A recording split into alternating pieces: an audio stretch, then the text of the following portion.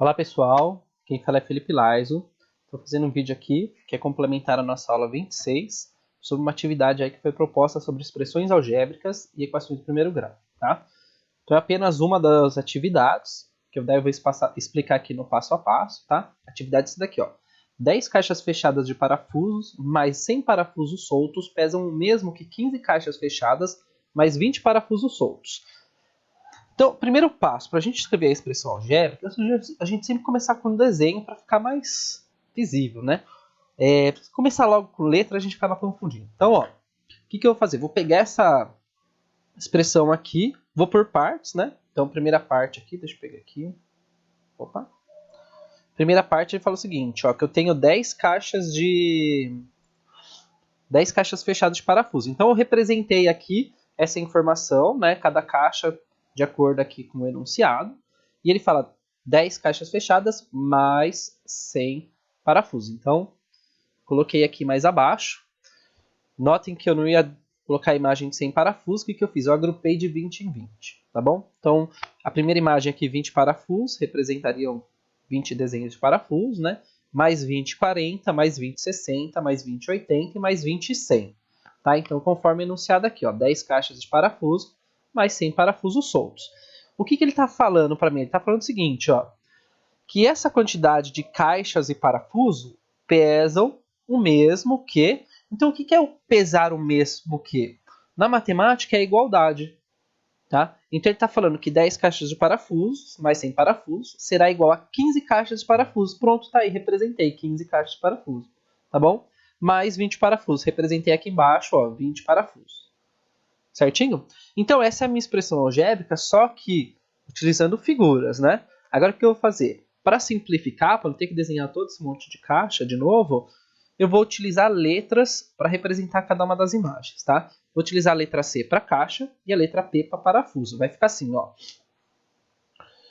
Vai ficar, para cada caixa eu utilizei uma letra C, para cada parafuso eu utilizei uma letra P, tá?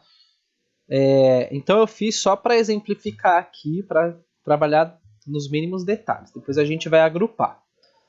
Do lado direito do sinal de igualdade, eu substituí as 15 caixas por 15 letras C e os 20 parafusos lá por 20P, tá bom?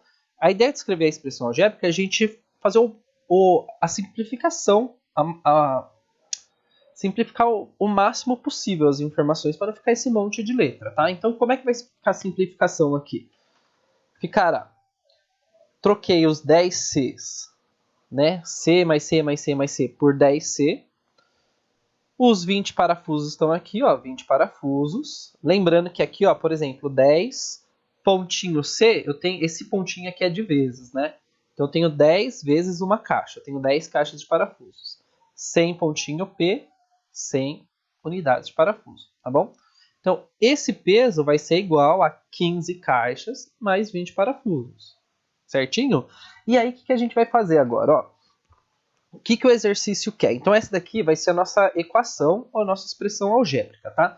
Se a gente chamar de equação, essa daqui vai ser uma equação de duas incógnitas. Quais são as incógnitas? C e P, tá? Caixas e parafusos. Então o que eu vou fazer aqui agora, ó?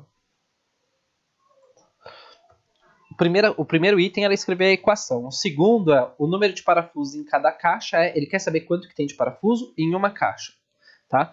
Então eu vou pegar aqui minha equação. E de um lado da equação, eu vou deixar somente os números que estão acompanhados de P. Do outro lado da equação, vou deixar somente os números acompanhados de C, tá? Porque eu vou separar caixa de parafuso. Como é que eu faço para separar caixa de parafuso aqui? O que eu vou ter que fazer? A gente tem que lembrar que na equação, tudo que eu faço de um lado da equação, eu tenho que fazer do outro. Se eu somo do lado esquerdo da equação, eu tenho que somar do lado direito da equação. Se eu subtraio um número do lado esquerdo da equação, eu subtraio um número do lado direito da equação, tá bom? Então o que eu vou fazer aqui? O que eu identifiquei? Ó, que do lado esquerdo, eu tenho 15 caixas de parafuso.